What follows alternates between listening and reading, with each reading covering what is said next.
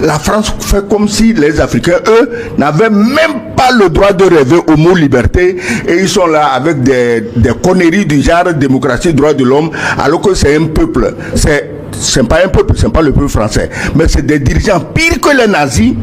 Parce que ce qu'aujourd'hui Macron fait, et il dit sur nous, mais c'est un nazi, les chefs nazis ne faisaient pas mieux et pire. Donc le Tchad, 1 280 000 km². La France fait combien de quelle superficie?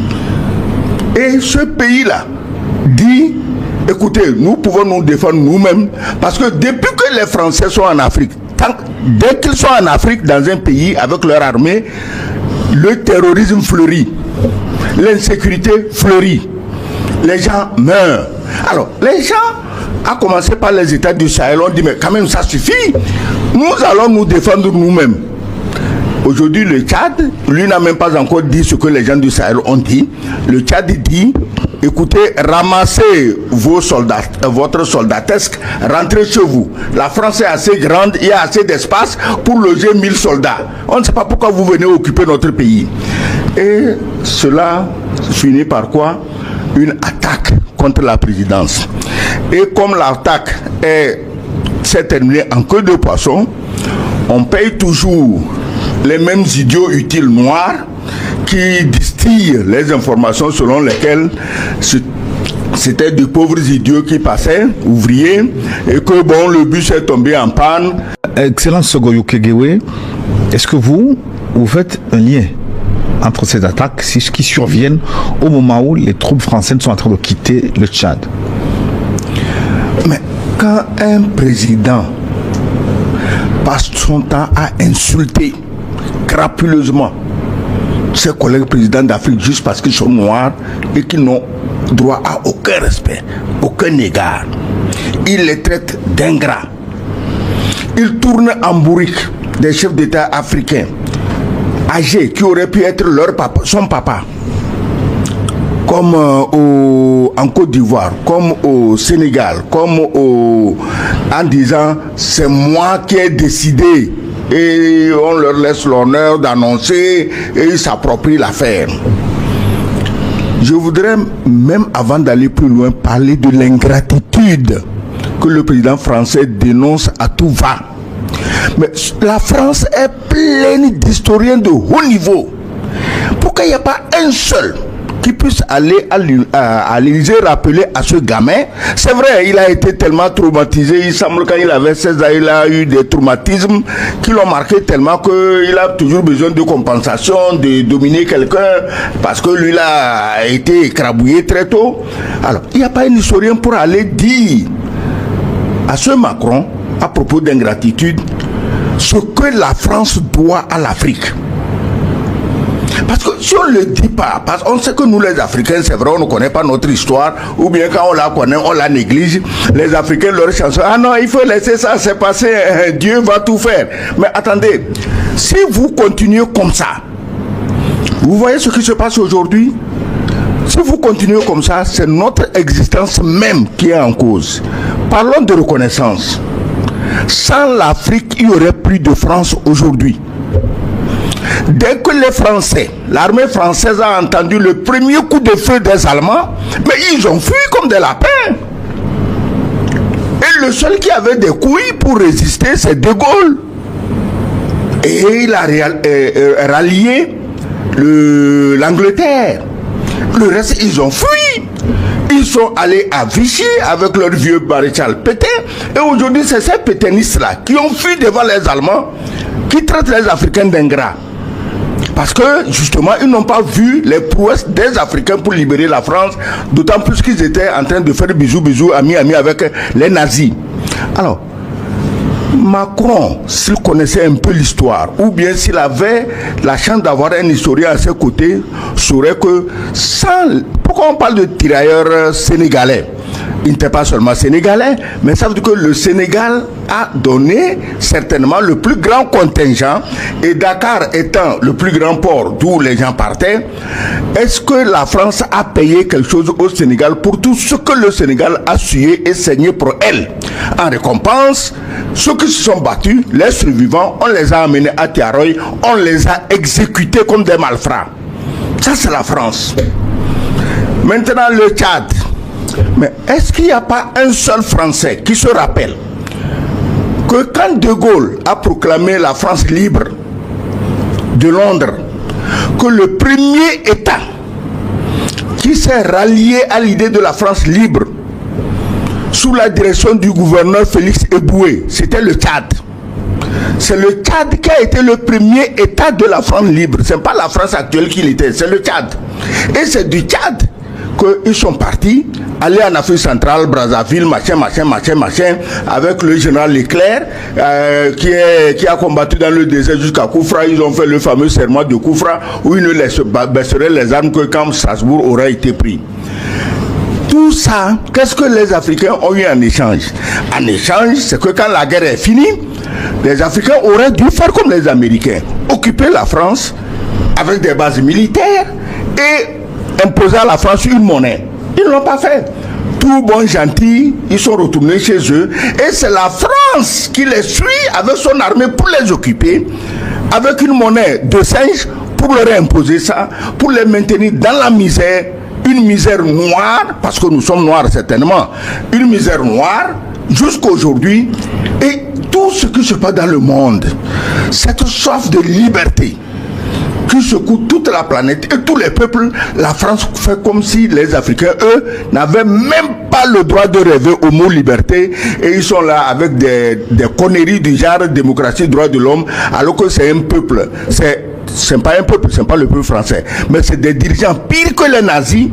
Parce que ce qu'aujourd'hui Macron fait, et il dit sur nous, mais c'est un nazi, les chefs nazis ne faisaient pas mieux et pire.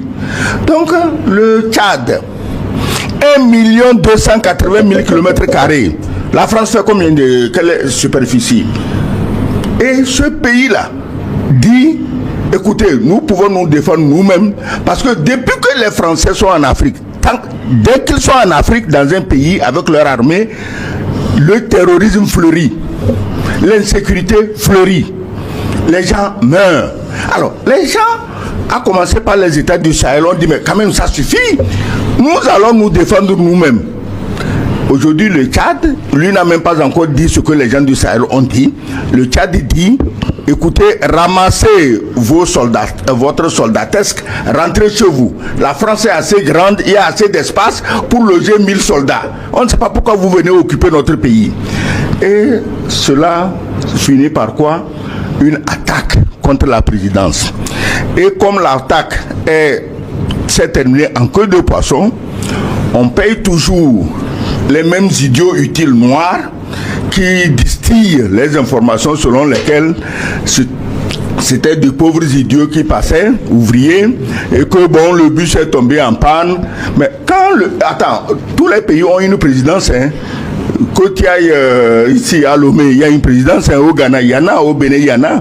Si ton taxi, ta voiture, ta moto tombe en panne en face de la présidence, ça arrive, hein, parce que la voiture ne demande pas l'autorisation avant de tomber en panne. Mais quand tu quittes ton véhicule, Gilles, tu sais bien que si tu ne sais pas, ok, tu sais que c'est la présidence. Quand tu quittes ton véhicule, la meilleure chose à faire, c'est de t'éloigner le plus rapidement possible. Ou bien un seul élément avance vers un garde de sécurité pour te dire, excusez-nous, on a eu un problème, on ne sait pas comment on va faire pour des raisons de sécurité, puisque c'est devant la présidence. On se retire pour chercher un mécanicien pour venir tirer notre voiture.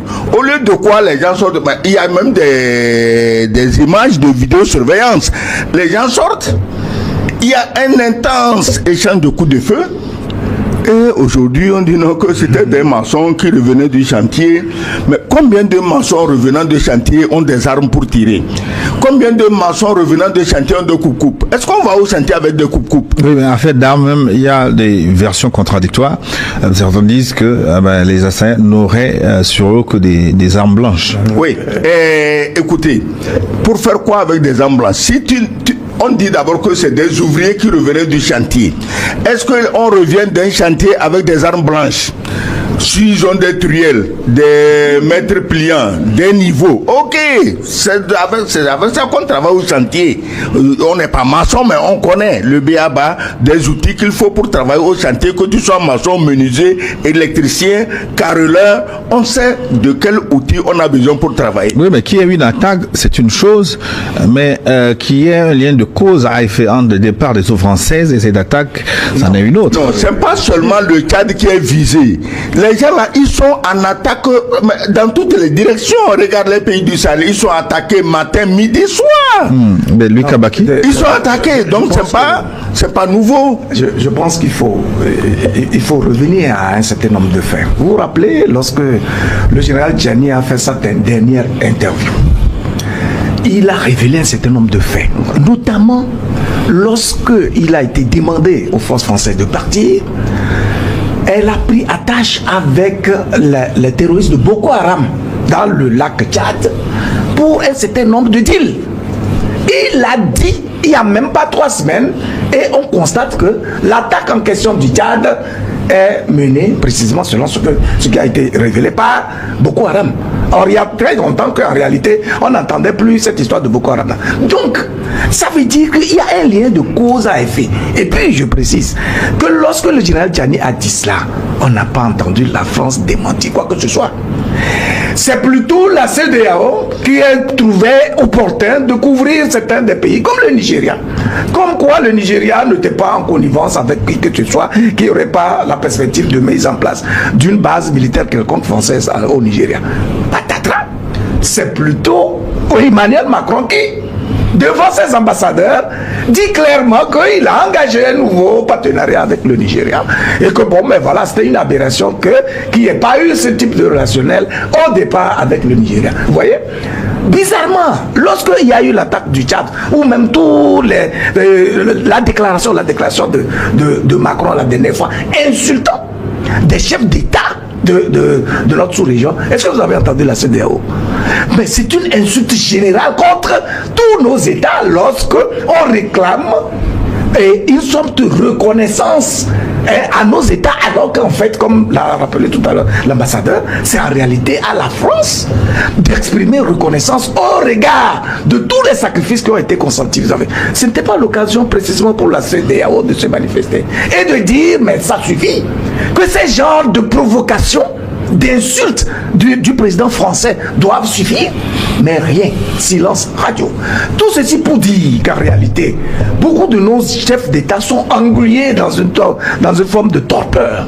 Ils sont encore dans une peur bleue, pensant que la France est encore cette puissance, entre guillemets, qui doit pouvoir légitimer leur pouvoir dans nos pays. Il faut qu'ils comprennent qu'on est à un tournant décisif et que les populations en Afrique ont pris conscience du devoir pour eux de s'assumer désormais. Et donc, dans un tel contexte, quelles que soient les gesticulations de la France, quel que soit tout ce qui va se faire comme conspiration contre nos États, l'opinion étant déjà vive autour de cette question de liberté et d'indépendance, on ne pourra plus faire marche arrière et la France ne pourra que déguerpir. Et malheureusement, tous ces États-là, tous ces dirigeants qui malheureusement ne rentrent pas dans cette dynamique, mais vont être dépassés par les événements et ils vont devenir curieusement la risée justement du continent africain. Mais Excellence, en réalité, pourquoi la France prend-elle mal la dénonciation des accords militaires avec certains pays africains? La France est un État négrier. C'est-à-dire? Qui ne mange que par le pillage, par le vol, par l'assassinat. C'est un État négrier. Non, et un État négrier ne peut s'imposer que par la force. Et la force, c'est l'armée dont elle a essaimé les pays de son ancien précaré. Ça n'existe plus. Alors, quand tu dénonces ça, c'est que tu touches à son beefsteak.